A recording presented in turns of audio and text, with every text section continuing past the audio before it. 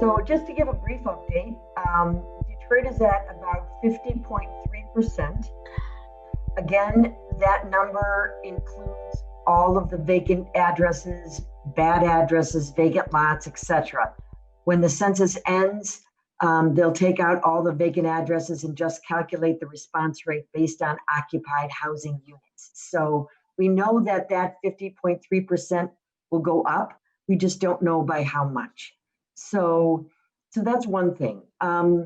In these last few days, so today, the court is supposed to issue a ruling on whether to extend the census to October 31st.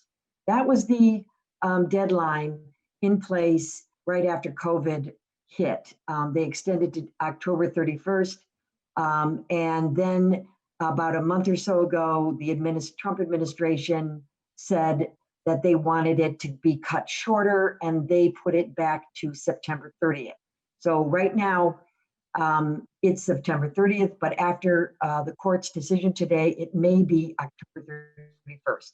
What that means is we get some more time, but mostly it gives the Census Bureau more time to finish their door knocking operation and to process their data.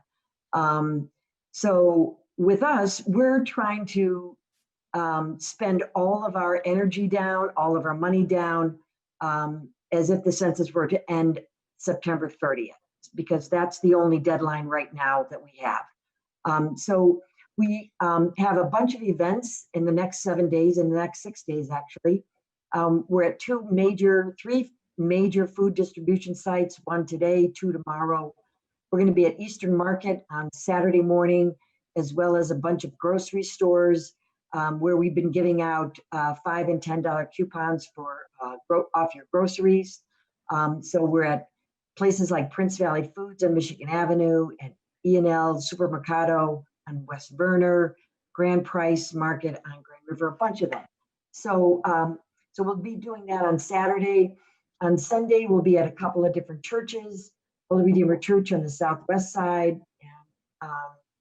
And on Tuesday, we're planning a large event at Fellowship Chapel, where we're actually going to give $25 gift cards toward groceries anywhere. And if you fill out the census, so we'll be advertising that in the early next week on Monday and Tuesday. And we hope to at least have 500 people show up there and give them $25 gift cards toward groceries. So those are the kinds of events we're trying to sort of put it all out there on the floor, leave it all out there on the floor, as they say in basketball, through September 30th, which is Wednesday. And if the census is extended to the 31st, we'll probably do a couple of other major events. We'll probably extend our canvassing, which is now going on. We have our third pass of canvassing. We've already knocked on over 250,000 doors in the last 2 months.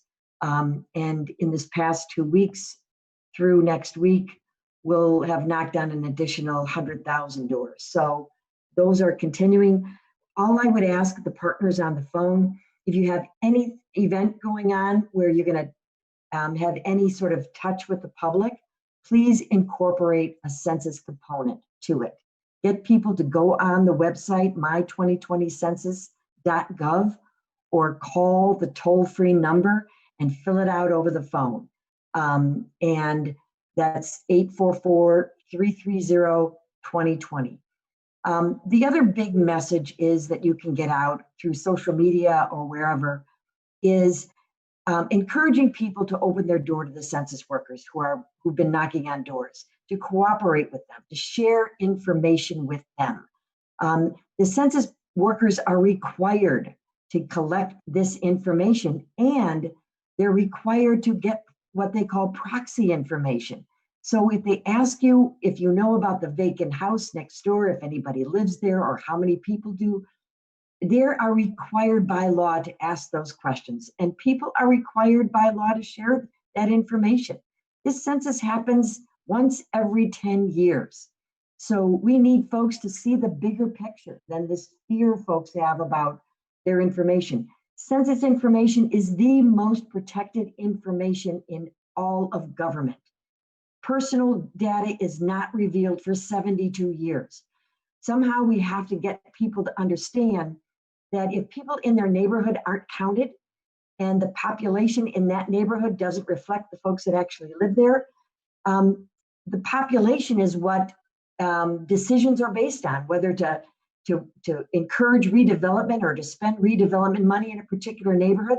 That's driven by how populated the neighborhood is, as well as decisions about political representation. Folks who say, well, that money ain't coming to my neighborhood. Part of it is this kind of crazy logic that we're not going to count ourselves because we're not getting enough money, but we're not going to get enough money if we don't count ourselves. So somehow everybody on the call needs to try to get these messages out to folks that we are running out. It's once every 10 years we get a shot at this, and millions of dollars are at stake. If you want your neighborhood to count, we got to count your neighborhood. So open your door to the Census Bureau, share information about what's going on in your block. So those are the key messages that we want to press on over the next, at least the next week, and hopefully if they extend the census over the next month. Vicki, one question is, if we've filled, is there any way to know, to ensure that if you think you filled out the census, that you actually did fill out the census? Oh, yeah. Yeah, there is no way to check to see Okay. if you've already completed it. If you're still getting visits from census workers or mail asking you to respond, then there's obviously something about your original response that may have kicked it back to an enumerator. So we're just telling people to fill it out again. Okay. It'll be deduplicated anyway by the Census Bureau if they have a duplicate or multiple responses from the same address. They'll remove ones or they'll merge the data. So it doesn't really hurt anyone to fill it out again. And we're finding that many people who filled out the census without an ID, which is most of everyone that we're signing up, these responses are keep getting kicked back to enumerators to follow up on. It may be that their response originally wasn't complete or whatever, but so chances are if you're in doubt, fill it out again. You can find more at onedetroitpbs.org or subscribe to our social media channels and sign up for our One Detroit newsletter.